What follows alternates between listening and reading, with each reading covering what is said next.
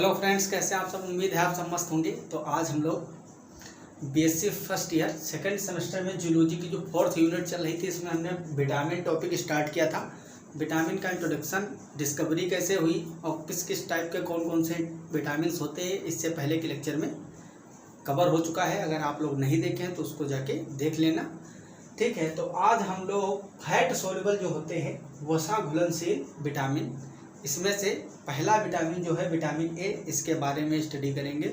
और इसी तरह से कंटिन्यू एक एक जितने भी फैट सोल्युबल विटामिन हैं, विटामिन ए, डी, ई, के, ठीक है, इनको पढ़ेंगे।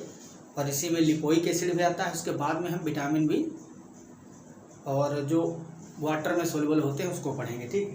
जो विटामिन ए होता है इसका केमिकल नेम होता है रेटिनॉल। क्या बोलते हैं इसको? रेटिनॉल। और इसको एंटी जीरोप्थैल्मिक भी बोला जाता है। एंटी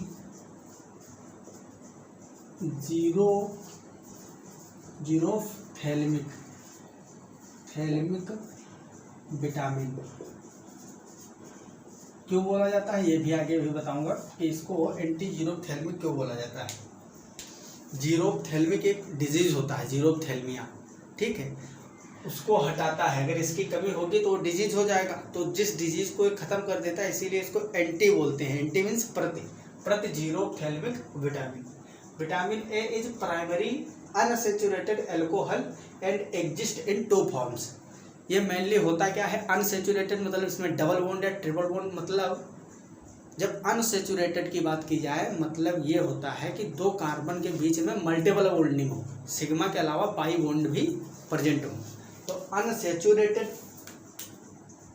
प्राइमरी एल्कोहल होता है। प्राइमरी एल्कोहल मतलब जानते हो, यहाँ पे जो 1 डिग्री एल्कोहल, मतलब जो एल्कोहल है वो जिस कार्बन से जुड़ा है उससे ओनली एक कार्बन जुड़ा है, तो इसको बोलेंगे 1 डिग्री कार्बन। तो ये कैसा होता है? अनसैचुरेटेड प्राइमरी एल्कोहल होता है, उसी का डेरिवेटिव है।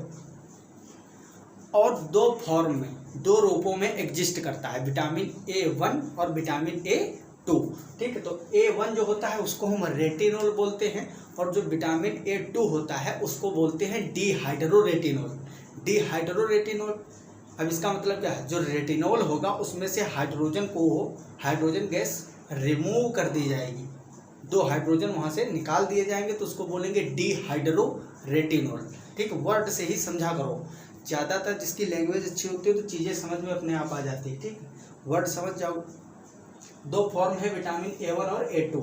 ये A1, विटामिन A1 जिसको हम बोलते हैं रेटिनॉल, क्या बोलते हैं? रेटिनॉल। यहाँ पे स्ट्रक्चर बना हुआ है इस तरह से, ये पार्श्व श्रृंखला लगी हुई है, लेटरल ब्रांच इस रिंग से, ठीक है। इसी तरह से सेम एग्जैक्ट फॉर्मूला है रेटिनॉल, जो डिहाइड्रोरेटिनॉल है विटामिन A2। बस इसमें और इसमें इस वाली पोजीशन पे अंतर मिलेगा आपको। ये जो है यहाँ पे देखो, यहाँ डबल बॉन्ड आ रहा है और इस वाले रिंग में यहाँ पे सिंगल बॉन्ड है। मीन्स क्या हुआ? इस वाले रिंग जो ये स्ट्रक्चर है विटामिन A1 रेटिनॉल का, इसमें से अगर एक हाइड्रोजन यहाँ से, एक हाइड्रोजन यहाँ से, दोनों कार्बन से एक एक हाइड्रोजन रिमूव कर दो तो एक डबल बॉन्ड आ जाएगा। सेम वही हुआ है, मतलब डिहाइड्रेशन हो गया है। सॉरी, डिहाइड्रेशन है, डिहाइड्रो बोलते हैं इसको, डिहाइड्रोक्सी नहीं लिखा है। देखो इसका नाम है, विटामिन A2 का नाम है डिहाइड्रोरेटिनॉल। अगर डिहाइड्रोक्सी रेटिनॉल होता तो वहाँ पे क्या निकलता? तो यहाँ पे क्या निकलता? हाइड्रोक्सिल ग्रुप निकलता, मतलब वाटर की बात की जाती। लेकिन यहाँ डिहाइड्रो लिखा है, मतलब हाइड्रोजन 2 रिमूव कर दिए गए हैं और ये स्ट्रक्चर प्राप्त होगा, इसको बोलते हैं विटामिन A2, ठीक है। तो ये 2 फॉर्म में मिलता है। अब मेन इसका काम क्या होता है? इसका मेन काम होता है विजुअल से रिलेटेड, आपको पता ही होगा, दृष्टि से रिलेटेड होता है। इसीलिए इसकी कमी से जो है रतौंधी हो जाती है, नाइट ब्लाइंडनेस हो जाती है, ठीक। तो यहाँ पे this vitamin is essential for vision. Vision के लिए, दृष्टि के लिए काफ़ी आवश्यक होता है। क्यों? क्योंकि आपने कभी ना कभी किसी न किसी क्लास में आई जो होती है हमारी आँख, उसकी संरचना स्ट्रक्चर देखे होंगे, उसमें रेटिना काफ़ी इंपॉर्टेंट भाग होता है, सभी को पता होगा। तो रेटिना जो होता है उसकी कई सारी लेयर होती है रेटिना की भी। वैसे तो 3 लेयर होती हैं, कोराइड होती है और स्क्लेरा होती है और रेटिना होती है। लेकिन जो रेटिना है उसमें भी कई सारी लेयर होती। उसमें एक लेयर होती है जिसमें केवल तंत्रिकाएँ होती हैं, ठीक है, न्यूरॉन्स निकले हुए होते हैं। एक लेयर होती है जिसमें रॉड और कोन्स लगे होते हैं, रॉड और कोन्स, यही जो है हमारे विजुअलाइजेशन के लिए रिस्पॉन्सिबल होते हैं। जो विजुअल मैकेनिज्म होती है वो रॉड और कोन्स के माध्यम से होती है। रॉड और कोन ये दोनों किससे मिलकर बने होते हैं वही देखना है, उसी में इसका काम होता है। इसीलिए इसकी कमी से जो रॉड और कोन होते हैं वो कम पड़ जाते हैं, ठीक है, इनएक्टिव हो जाते हैं। और जो हमारी विजुअलाइजेशन है, जो दृष्टि हमारी विजुअल, वो किससे आती है, कोन्स से। और कोन किससे बने हैं, कहीं ना कहीं विटामिन ए से बने हैं। मतलब अगर विटामिन ए कम हुआ तो कोन इनएक्टिव हो जाएंगे, रॉड भी इनएक्टिव हो जाएंगे, तो जो विजुअल है वो कम पड़ जाएगा, दृष्टि जो है अच्छी नहीं रहेगी उतनी, इसीलिए बोलते हैं रतौंधी हो गई, ठीक है। This vitamin is essential for vision and for the maintenance of various epithelial cells. बहुत सारी एपिथेलियल जो उपकला ऊतक होती है, उपकला कोशिकाएं होती है, उसके मेंटेनेंस में भी काफ़ी इंपॉर्टेंट रोल होता है इसका। The rods of the retina contains rhodopsin, ठीक है, ये जो रोड्स होते हैं वो रोडोप्सिन से बने होते हैं। अब ये पॉइंट यहाँ से बहुत ही इंपॉर्टेंट स्टार्ट हो रहे हैं। जितने भी रोड है रेटिना के, the rods of the retina contains rhodopsin, और इसको विजुअल पर्पल भी बोलते हैं। विजुअल पर्पल लिखा हो या फिर रोडोप्सिन, उसका मतलब वही होता है। अब ये जो रोडोप्सिन है ये दो चीज़ों से मिलकर बना है, समझते रहना अच्छे से। रेटिना में जो रोड हैं वो रोडोप्सिन से मिलकर बने हैं, बहुत सारे रोडोप्सिन के जुड़ने से बने हैं रोड्स। और जो रोडोप्सिन होता है या विजुअल पर्पल, ये दो चीज़ों से मिलकर बना होता है, ठीक है।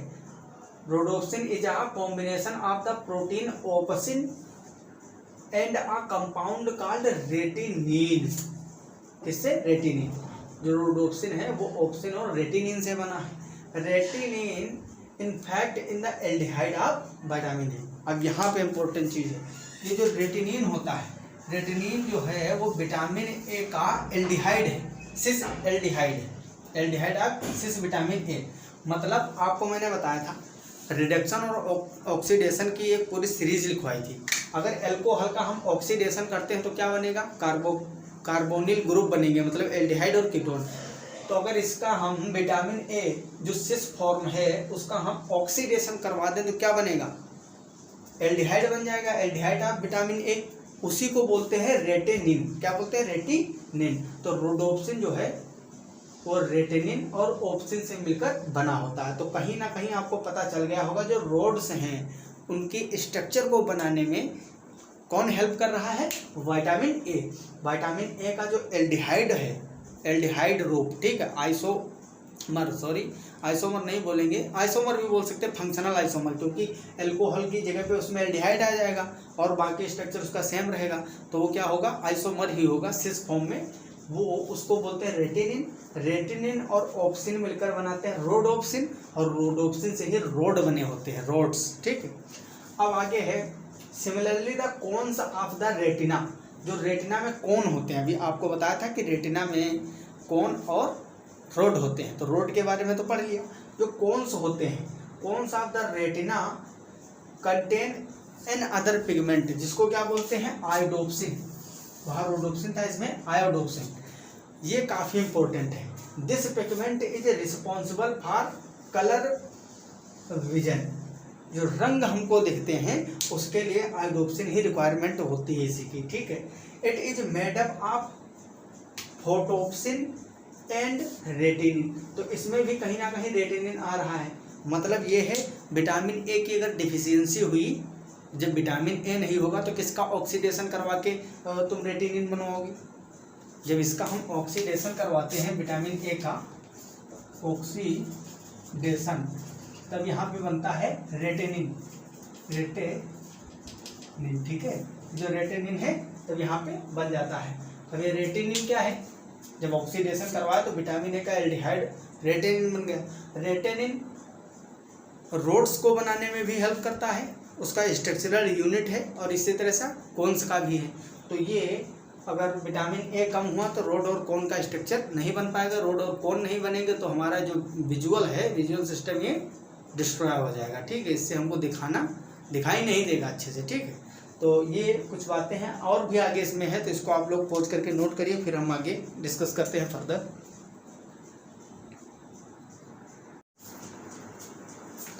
अब हम बात करेंगे विटामिन ए की डिफिशियंसी से कौन कौन से डिजीज़ हो सकते हैं। इससे बहुत सारे डिजीज़ होते हैं जो विटामिन और हार्मोन्स होते हैं, इनकी कमी हो जाए या इनकी अधिकता हो जाए, दोनों प्रकार से डिजीज़ कॉज करते हैं।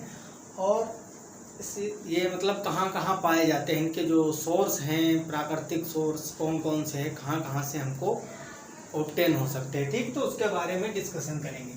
पहली बात तो आप लोग बचपन से पढ़ते आए हो, विटामिन ए की कमी से रतौंधी हो जाती है, नाइट ब्लाइंडनेस। इसके अलावा और तो पढ़े नहीं हो अभी तक कि कितने और डिजीज़ हो सकते हैं। इसके बहुत सारे डिजीज़, अब हम हायर क्लासेस में, हायर एजुकेशन में मतलब बीएससी कर रहे हो तो थोड़ा डिटेल में नॉलेज होना चाहिए।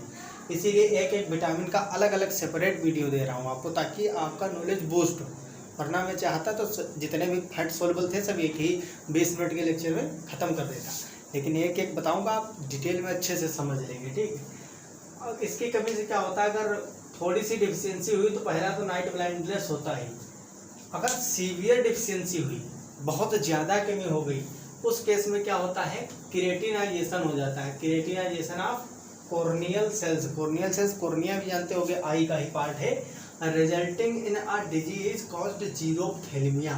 ठीक है, जिसके बारे में मैं स्टार्टिंग से बात कर रहा हूँ, इसीलिए इस विटामिन को एंटी जीरोप्थेल्मिक बोलते हैं। ठीक है, और इसके डिफिशियंसी से क्या होता है, atrophy of epithelial cells. Epithelial cells में भी बहुत बड़ा इफेक्ट पड़ता है, और एलिमेंट्री कैनाल में इसकी डिफिशियंसी है, कमी है, तो वहाँ पे जो डायरिया होता है उसमें भी इसका बहुत बड़ा रोल होता है। ठीक है, डैमेज ऑफ इंटेस्टाइनल म्यूकोसा, आपको पता होगा जो इंटेस्टाइन है हमारी पूरी एलिमेंट्री कैनाल, उसको 4 पार्ट में, मतलब उसमें 4 परतें होती हैं, 4 लेयर होती हैं। मान लो ये एलिमेंट्री कैनाल है, ठीक है, एक नली ही तो है पूरी, उसी में सब जुड़े हुए हैं। ऊपर ओइसोफेगस आता है, फिर उसी में स्टमक जुड़ा है, फिर उसी के नीचे स्मॉल इंटेस्टाइन, फिर उसके बाद में लार्ज इंटेस्टाइन, और साइड से पैंक्रियाज उसी में जुड़ जाता है, और इधर से लीवर जुड़ जाता है, गॉलब्लैडर जुड़ा होता है, सारी चीज़ें। तो ये एक नली ही है पूरी। ठीक है, माउथ से लेकर एनस तक आपको पता होगा। ठीक है, मुख से गुदा तक फैली हुई है। इस नली को अगर हम मान लो काट दे बीच से, तो इसमें 4 प्रकार की लेयर हमको देखने को मिलेंगी। बीच में तो पूरा मतलब कैनाल होगी, कैनाल का मतलब समझते हो ना, पूरा होलो होगा अंदर खुला, लेकिन चारों ओर जो परत है 4 प्रकार की परतों से मिलकर बनी होती है। सबसे अंदर होती है म्यूकोसा, फिर उसके बाद में सब म्यूकोसा, उसके बाद में आती है मस्कुलेरिस, उसके बाद में सिरोसा। ठीक है, तो जो अंदर वाली है लेयर उसको बोलते हैं म्यूकोसा। तो ये इंटेस्टाइन में जो म्यूकोसा होगी उसको हम इंटेस्टाइनल म्यूकोसा बोलेंगे, और जो स्टमक में होगी उसको हम स्टमक म्यूकोसा बोलेंगे। तो अगर एलिमेंट्री कैनाल में कहीं डिफिशियंसी हो जाती है विटामिन ए की, तो डैमेज ऑफ इंटेस्टाइनल म्यूकोसा। ठीक है, काफ़ी इंपॉर्टेंट है क्वेश्चन ये। इंटेस्टाइन का जो म्यूकोसा है वो डैमेज हो जाता है, जिससे क्या होता है, डायरिया हो जाता है। क्या हो जाता है, diarrhoea. Defect dentine of teeth, जो टीथ में डेंटाइन होता है, पढ़े होंगे ना डेंटाइन, तो टीथ का जो डेंटाइन होता है उस पर भी इसका इफेक्ट देखने को मिलता है। अब बात करते हैं इसकी रिक्वायरमेंट कितनी होती है, तो डेली का डेली 6000 IU। IU मीन्स होता है इंटरनेशनल यूनिट। ठीक है, लगभग 6000 international unit per day daily human requirement है ये एक IU। अब आप लोग मतलब IU के बारे में ज़्यादा जानते नहीं, तो 6000 मतलब mg तो बात सुने होंगे, 500 mg, 1000 mg, ये टेबलेट भी आती है, आप लोग लाते होंगे, तो उस पर लिखा रहता है mg मीन्स ये होता है माइक्रोग्राम्स, मिलीग्राम्स। mg होता है मिलीग्राम्स। अगर इसको म्यू जी लिख दें, म्यू जी, म्यू मतलब माइक्रो, पढ़े होगे फिजिक्स में माइक्रो फैरड। ठीक है, ये सब पढ़ते होगे ना फिजिक्स में, 12th में पढ़े होगे। माइक्रो फैरड होता है माइक्रो कूलाम फिजिक्स में। तो ये जो म्यू जी है मतलब माइक्रोग्राम, एक IU इक्वल टू 0.3 माइक्रोग्राम। तो IU की जगह पे जब आप लिखोगे 6000 IU है, तो इसको हम मल्टीप्लाई कर देंगे 0.3 से, तो हमको माइक्रोग्राम में निकल आएगा। उसको अगर हम 10 की पावर 6 लगेगा ना, मिलीग्राम में भी कन्वर्ट कर सकते हैं। ठीक है, वेरी हाई कंजप्शन, अगर बहुत ज़्यादा बढ़ गया बॉडी के अंदर, तब क्या होगा, तब इससे डिजीज हो जाता है हाइपर विटामिनोसिस ए। ठीक है, हाइपर विटामिनोसिस ए, वेरी हाई कंजप्शन से क्या होता है, हाइपर विटामिनोसिस ए। इसके लक्षण होते हैं deep swelling in the four arms, जो हमारे हाथ और पैर हैं, ठीक, और फीट, इन सब में बहुत डीप स्वेलिंग हो जाती है, जो कि बहुत ही पेनफुल होता है। Most vitamin A is stored in liver, काफ़ी इंपॉर्टेंट क्वेश्चन यहाँ से भी आता है। जो ज़्यादातर विटामिन ए होता है मोस्टली कहाँ स्टोर होता है, लीवर में। Cod liver oil, oil, liver oil जो है यहाँ से हमको प्राप्त होता है। एडिबल जो फैट होते हैं, यहाँ पे लिखा फैट्स, ठीक है, edible fats oil like milk, ये ऑयल नहीं है फैट है, ठीक है, वसा ही तो होता है मिल्क, बटर, घी, इनमें भी काफ़ी मात्रा में हमको विटामिन ए मिल जाता है। मिल्क, बटर, घी जो एडिबल फैट होते हैं। प्लांट में तो भैया हर चीज़ मिलती है, प्लांट से ही तो हम लोगों में आ रहा है सब कुछ। ये जो मिल्क है, मिल्क भी कहाँ से आया, मिल्क में अगर मान लो मिल्क में विटामिन ए आया तो कहाँ से आया, गाय का मिल्क है मान लो, तो गाय भी चारा खाती है ना, प्लांट पौधों को ही खाएगी ना, तो प्लांट से ही सारी चीज़ें आती है। तो प्लांट से डायरेक्टली भी हमको मिलता है। Plant too contains vitamin A in the form of pigment, इसमें 2 पिगमेंट होते हैं जिसको हम बीटा कैरोटीन बोलते हैं। क्या, एक तो बीटा कैरोटीन है, दूसरा है ट्रिप्टोजेंथिन, ठीक है, इन दोनों से मिलता है, जो कि येलो ग्रीन पार्ट से मिलते हैं प्लांट के, which are converted into vitamin A by liver and alimentary canal, ठीक है, तो ये एलिमेंट्री कैनाल द्वारा कन्वर्ट कर दिए जाते हैं विटामिन ए में। तो आई होप आपको सारी चीज़ें अच्छे से समझ में आ गई होंगी। अगर कोई भी दिक्कत है तो दोबारा देख लेना, 2-3 बार देखोगे इसको, ऐसे याद हो जाएगा, इसको रटने की ज़रूरत नहीं है कुछ भी। अगर लेक्चर ही आप 2 से 3 बार देख लोगे तो मैंने इतने अच्छे से आपको समझाया है, सारी चीज़ें समझ में आ जाएंगी। और इसके बाद हम मिलेंगे अगली क्लास में, जिसमें हम विटामिन डी, जो कि आल्सो फैट सोल्युबल विटामिन है, ठीक है, उसको हम डिस्कस करेंगे, विटामिन डी को। इसी तरह से हम जितना भी टॉपिक है पूरा कवर करेंगे। तो मिलते हैं अगली क्लास में, पढ़ाई अच्छे से करते रहो, तब तक के लिए okay bye, all the very best, जय हिंद, जय भारत।